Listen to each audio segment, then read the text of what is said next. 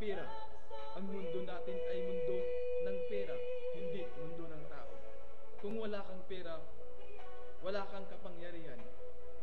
Sino ang may makapangyarihan sa ating lipunan?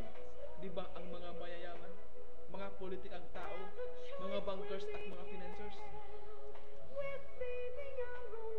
Hahayaan ba natin na magpatuloy ang ganito? Hahayaan ba natin hanggang sa susunod na henerasyon mararanasan nila ito? By the way, I am ever so used, a proud participant of MMM. I do believe about the ideology of MMM at financial apocalypse.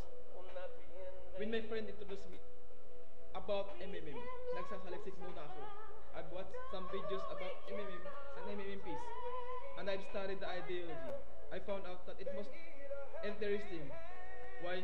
Because tutulong ka lang sa kapwa mo ay may rewards ka na matatanggap ang 130% babalik ang pera mo.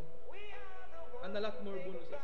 Sabi nga, the more you give, the more you receive. Tama po, di ba? As one of participant of MMM, grabe talaga.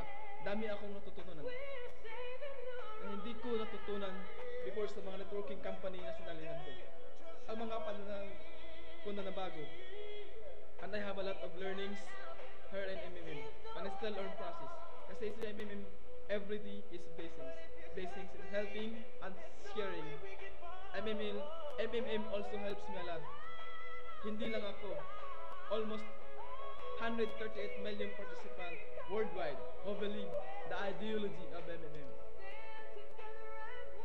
Kung ayaw mo ang mundo ngayon, gusto mo ng makatarungan at pantay-pantay, I'm inviting you to come and join us in MMM Global Community.